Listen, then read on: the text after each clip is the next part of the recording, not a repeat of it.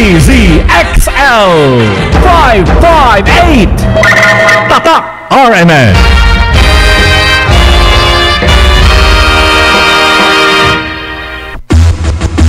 Narito na ang numero 1 pagbabalita sa radyo na araw-araw. Pinakikinggan sa Luzon, Visayas at Mindanao. KBP Golden Dove Best News Program. Mula sa Head News Center ng pinakamaraming himpilan at number 1 na radio network ng bayan, RMN. Ito ang numero 1. RMN News Nationwide. RMN News Nationwide. Kasama ang maasahang broadcaster, Buddy Oberas, at ang KBP Golden Dove Best Newscaster, Weng de la Peña. RMN News Nationwide. RMN News Nationwide. Ngayong tanghali sa RMN News Nationwide, teritoryo at kalayaan ng bansa, tiniyak ng Pangulo na ipaglaban. Sapat na benepisyo sa mga sundalo at pulis, sinigurado ngayong araw ng kalayaan. Ganyan ang tutok natin. Hindi lang para sa modernisasyon ng ating tanggulan, kundi para rin maitaas ang dangal at moral ng ating mga kawal. Magandang relasyon sa ibang bansa ay ginit ni Paulo Aquino sa taon ng Bandionor sa Malacanang. On this day, we also renew our collective pledge to foster an international environment of positive engagement. Pamahalaan, pinaghahanda na sa napipintong pagkawala ng trabaho ng maraming OFW sa Saudi Arabia. BIR lumambot sa panawagang ipagpaliban ang paggamit ng bagong resibo ng mga negosyante. Itang negosyo, presyo ng gulay sa ilang pamilya sa Metro Manila tumaas na naman. At sa ibayong dagat, daang realista sugatan ng magbato ng tear gas at magpakawalan ng rubber bullet ang mga polis sa Istanbul. Buong pagsasarang boses ng balita. RMN News Nationwide. Ang pinakamalaking mga balita abot sa bawat Pilipino saan man sa bansa. RMN News Nationwide. Mabuhay Pilipinas, tanghali po ng Miyerkules ngayon, araw ng kalayaan, June 12, 2013. Ito ang numero 1 ng RMN News Nationwide. Ako si Buddy Oberas. Tayo po'y live na live sa DXMB 648 RMN Malaybalay, DCWT 540 RMN Baguio, DXRS 918 RMN Surigao at UIHB 747 RMN Bacolod. Live din tayo mga kasama international by www.rmnews.com at WRMN New York, USA at sa lahat ng ating mga number 1 AM station sa buong bayan.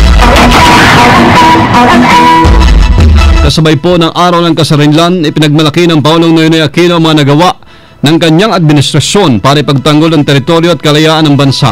Sa kanyang mensahe kanina umaga sa bantayog ni Gat Andres Bonifacio, sinabi ng Pangulo na handa ang sandatahang lakas ng Pilipinas na ipagtanggol ang Pilipinas. Tulad ng kahandaan ng gobyerno na ibigay ang mga pangailangan ng mga kawal ng pamahalaan. Isa sa pinagmamalaki ng Pangulo ay ang pagbibigay ng sapat na benepisyo at pabahay sa mga sundalo at pulis bilang bahagi po ng AFP Modernization Program ng kanyang pamahalaan. Ganyan ang tutok natin. Hindi lang para sa modernisasyon ng ating tanggulan, kundi para rin maitaas ang dangal at moral ng ating mga kawal. Kaya nga, nakapagpatayo na tayo ng 21,800 tahanan para sa ating mga sundalo at pulis. Halos 14,000 na po ang natapos na bahay para sa Phase 2. 75 bilyong piso rin ang mailalaan natin sa tagulang pambansa sa susunod na 5 taon dahil sa pagsasabatas ng New AFP Modernization Act. Halos pantayan ng mahigit 28 bilyong piso na inilaan natin para sa AFP Modernization Program ang 33 bilyong pisong pondo na nailagak sa nasabing programa sa nakalipas na 3 administrasyon. Nagpasaring naman ang Pangulo sa mga bansang patuloy na inaagaw ang teritoryo ng Pilipinas sa pamamagitan ng dahas. Anya, hindi uurong ang Pilipinas pero ito ay sa pamamagitan ng mapayapa at maayos na paraan. Wala sa lahi natin ang pagiging agresibo, pero hindi rin tayo titiklop sa anumang hamon. Wala naman tayong ibang pakay, kundi ang pangalagaan ang tunay na sa atin. Hindi natin tinatapakan ang karapatan ng iba. Hindi natin inaangkin o sinasaklaw ang teritoryong malinaw namang nasa bakod ng iba. wala tayong minamali. Wala tayong inaapi. Wala sa kasaysayan natin ang manakit o gumawa ng anumang hakbang para magtanim ng sama ng loob ang ibang bansa sa atin. Hindi kailanman naging polisiya ng Pilipinas ang manlamang sa ibang bansa. Handaan nating umupo at makipagdialogo sa mapayapang paraan. Wala tayong ibang hinihingi, kundi ang igalang ang ating teritoryo, karapatan at pagkatao tulad ng paggalang natin sa teritoryo, karapatan at pagkatao na ibang lahi. Kasabay po ito, hinamon ni Pinoy ang sambayanan na tulungan ng gobyerno na labanan ang kahirapan at korupsyon na kinakaharap ngayon ng bayan. Malinaw ang naisip pabatid ni Gat Andres Bonifacio. Ayon sa kanya, umabot ng mahigit 300 taon bago nagpasyang magkaisa at matagumpay na nagaklas ang mga Pilipino laban sa mga Kastila. Huwag sana tayong maghintay pa ng 300 taon o ng 3 dekada o kahit ng 3 taon bago tayo magpasyang magbuklod para maging malaya tayo mula sa gutom, kahirapan o anumang banta sa ating soberenya at seguridad. Si Pangulong Noynoy Aquino sa kanyang mensahe sa 115 taong pagdiriwang ng araw ng Kasarinlan. Pinangunahan po ni Vice President Jojo Marbinay ang flag raising ceremony ngayong araw ng Kalayaan sa Luneta Park. Katuwang ni Binay si Major General S.L. Soriano, Vice Army Chief at na opisyal ng National Parks Development Committee kasama mga veterano ng World War II. Simple at tumagal lamang ng 5 minuto ang flag raising ceremony kung saan nabatid na may sukat na 20 feet by 40 ang itinas na bandila. Kaugnay niyan ng pagdiriwang ng Kalayaan, pinaliwanag ni Presidential Communications Operations Office Secretary Sunny Coloma ang tema ngayong taon na ambagan tungo sa malawakang kaunlaran. Ang bawat Pilipino po ay may ambag, may partisipasyon at may responsibilidad para sa kinabukasan ng ating bansa. Ang kalayaan po ay kailangang panindigan natin, kailangan pong tiyakin natin na patuloy natin itong matatamasa. Kaya mahalaga po yung partisipasyon ng bawat isang mamamayan ng ating bansa. Kapag tayo po ay umaambag, tayo po ay lumalahok, tayo po ay nagbibigay ng sariling kontribusyon at nararamdaman po natin yung ating makabuluhang partisipasyon doon sa nagaganap. Kasabay niyan sinabi ni Coloma na patuloy ang administration sa pagsisikap na mayangat ang pamumuhay ng sambayanang Pilipino. Sinisikap po nating pabutihin, paigihin at meron pa pong 3 taong nalalabli sa termino ng ating Pangulo. Nasa loob nun ay pag-iibayuhin pa po ang pagpupunyagi na isagawa ang mga reforma at isakatuparan ang mga minimiti ng ating mga mamamayan sa pamamagitan ng paglikha ng marami pang oportunidad tulad ng hanap buhay, negosyo, kalakal na tutulong po sa pag-angat ng kanilang kabuhayan. Si Presidential Communications Operations Secretary Sunny Coloma sa interview ng RMN. Muling iginit mga kasama ng Pangulong Noynoy Aquino ang commitment ng Pilipinas na palakasin pa ang maganda relasyon sa ibang bansa. Kanyang talumpati sa tradisyonal na taon ng Ban de Honor sa Malacanang na dinaluhan ng mga diplomat sa iba't ibang panig ng bansa. Tinukoy nito ang paglikha ng Pilipinas ng environment of positive engagement sa mga kaibigang bansa. On this day, we also renew our collective pledge to foster an international environment of positive engagement. Your Excellencies, as you work to strengthen cooperation and promote dialogue, you will always find partners in the Filipino people and their government. It is my hope that as my administration strives for more meaningful and lasting reform in our country, you will continue working with us in realizing the full potential of the Filipino people and in finding solutions to the challenges that we collectively face. Nauna ng pinanukala o pinakilala ni Pinoy ang bagong mukha ng Pilipinas sa mga international events na bumabangon mula po sa kahirapan. Kasunod dyan ay hinikayat ng Pangulo ang sambayanang Pilipino na maging produktibo. Sa mensahe naman ni Papal Nuncio Archbishop Giuseppe Pinto ng Italia, muli nitong pinabot ang pagkilala ng diplomatic community sa mga nagawa ng pamahalaan ng Pilipinas. Partikular na po ang pag-angat na ekonomiya ng bansa at ang nilagdaang Bangsamoro Framework Agreement sa MILF.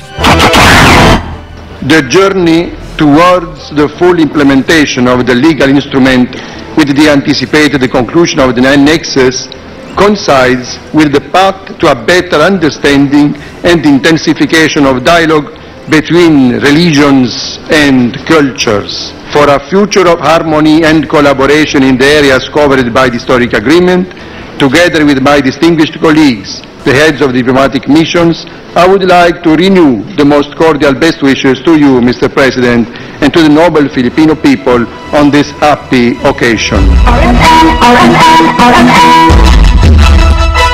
Kasabay po ng paggunita ng Araw ng Kalayaan, mga kasama, libu-libong aplikante ang lumahok sa inatag na malawakang job fair ng Department of Labor and Employment sa Luneta Park. Abot sa halos 2,000 aplikants ang nakiisa sa job fair na inaasa madadagdagan pa hanggang hapon. Sa interview ng RMN kay Dolly NCR Assistant Regional Director Nelson Hornilla, sa katunayan nasa 35 na ang mga na-hire on the spot mula po sa 110 kumpanyang sumali sa job fair. Kaugnay niyan, hinikayat ni Hornilla mga job seekers na pumunta lamang sa Luneta kung saan tatagal ang job fair hanggang alas 4 ng hapon. Maliban dito, may alok din silang libreng tawag abroad.